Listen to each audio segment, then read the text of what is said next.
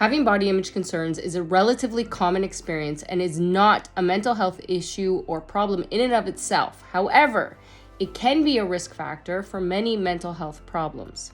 If you've suffered from anxiety, depression, shame, or self-consciousness due to your weight or appearance, or feeling like somehow you just don't belong, pay attention. This video is absolutely for you.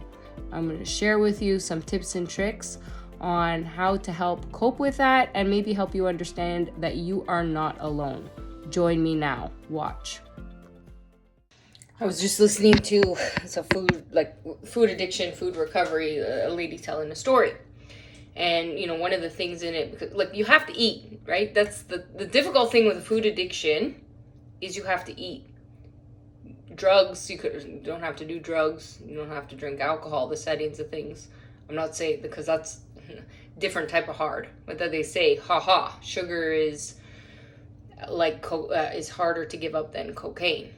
Okay, there's this theory and talking in abstinence in the 12-step programs, etc. I genuinely, in starting to heal in PTSD, that's the thing of challenging these programs, because I have the core belief because the 12-step program is very spiritual, right? I've never had an issue with alcohol or drugs, any of those types of things.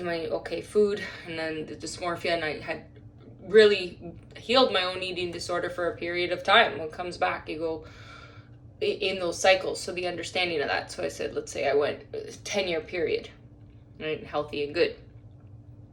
But there's still, in the way she's speaking and the way it's taught, and this is the issue, is demonizing any of the things. Like the way sugar is demonized, the way food is demonized, the way a particular food category is, etc., etc. And it's still labeled good and bad. So the process that I've been in that challenge with the PTSD and then triggering it, because the core and the root of the addiction is the lack of self-worth. Well, where does that come from? And that's the process of questioning it. So when you're in a state where you're trying to get better, which is where I'm at, you have to go here. These are the structured things to make you feel better. Okay, why? Because, when I do XYZ, these are the consequences that affects the other areas of my life, and I don't feel good about it. But she had made a comment about something like saying, walking into the grocery store, or not the grocery, the clothing store, and the right clothing fitting type of thing. Well, the right clothing would be that exact thing, right? The right clothing. It's like the whole idea is that we're not shaming our bodies. I've been a person, I've never shamed anyone else, ever. I've only ever empowered people. I've also been very cautious not to talk about my weight or appearance around my loved ones, because quite frankly, it's very annoying. I grew up that way, and it was very damaging. So, and loving my mom and this, that, and the other thing, and my father or whatever else, but that's all, and my grandmother, this discussions, right? So my father in the shaming of other people, never, right? My grandmother and shaming my mother and shaming herself, and then that's all that's ever discussed, and then it's just craziness. So I made that effort not to repeat those patterns. But the issue, and that's like I said, where was that period of time? Really is when I believed I was loved, that I was good. Why? My purpose, because I felt imbalance. And that's still a blessing of those things, because there was a lot of great things within my marriage. Because everything's a lesson, and I've been working through the anger with my second husband and what happened and this, that, and the other thing. But, when I believed I was loved and in balance, well, that's also not working through this with this food addiction as it came back, is that because that's the core of the root of the food addiction is right now is lack of love. Okay, well, when I say that's like the forgiveness, because the stability that he gave, those things, blah, blah, blah, blah, blah. Well, that love, I have to learn how to give to myself. So that's why I've spun out. But the self-worth shouldn't be attached to weight and appearance is the point. So as I've put on, right, so today I'm a heavier weight. I spent the week because I was triggered, and then you go back, and then I'm binge eating or whatever else, because the value is still so attached to my appearance, right? Of course, and then that's another irony. Guilt of feeling bad if I like what I'm doing to feel good. So it's not bad or good, it's the understanding, and then the understanding of the implications that it would have on my life, but how it would affect others. I spent my whole life so consumed with how things would affect others, not myself. And that's actually when things aren't okay and you can't really put your finger on it, we can become a self-abuser without even realizing it. And that's actually when you're around people that are passive aggressive, can really do that to you too. And I was just talking to a lady in the gym, and it was, we were talking about women and she's older and her worth, and I realized it's like I've learned, when I stop giving to you, am I worthless to you? And to a lot of people I was. But the blessing of that understanding, you can't get everybody to like you. It's okay to be in those roles, like in the right. I like being in the power roles where I'm giving, but that's also an insecurity. Ironically, you stop giving, those people don't want you around, or you're just not worthy. Well, then what was the connection? And that is also okay, because that could be just business. So it's not good or bad, it's understanding. So she said she's just kind to people to be kind to people, and that's it. Well, so am I. And ironically, just being kind to people is why, and as it should, right? But there's certain, right, to be kind, but there's still an insecurity in that, because what, I want to be liked. Well, wait a minute now, if that person comes and is crossing my boundaries, and I set a boundary for myself, how is that person going to react? Well, for me, in the real situation, those people reacted in such a way that it had a traumatic effect on my life. Well, I had to realize that's happened my whole life. That's why I was afraid to speak. So the irony as a professional spokesperson too that comes out is I can speak in these areas, and that's actually what I want to be seen and present, and that this idea of perfectionism. So yes, everybody wears a mask.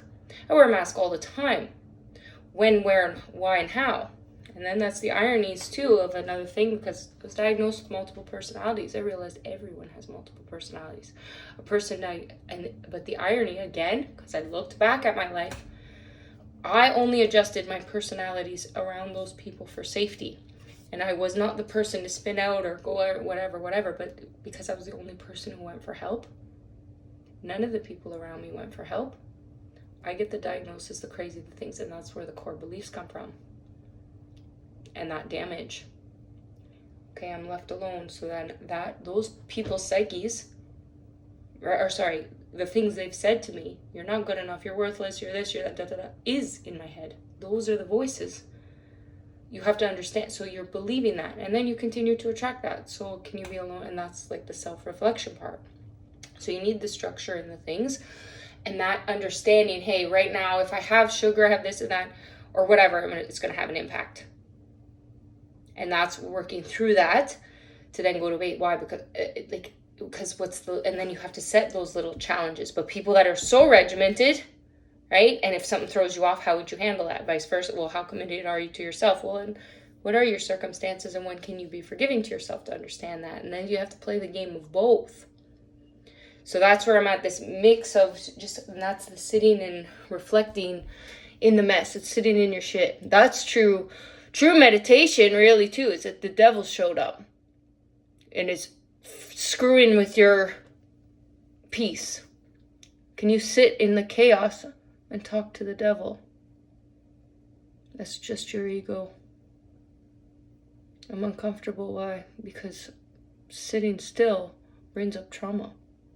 So I have to do something to avoid that. That's the trauma, right? The distraction, that's procrastination.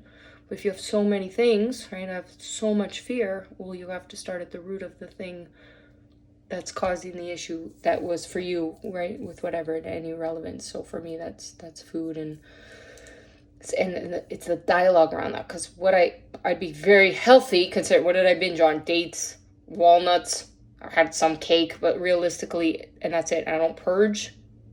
My overeating is what's the consequence of that? Maybe a pound or two, and then I go, right? But it's because it's the psychology of how I beat myself up. Okay, but I also am in a different way of understanding, which is the meditation. So I talk to the devil.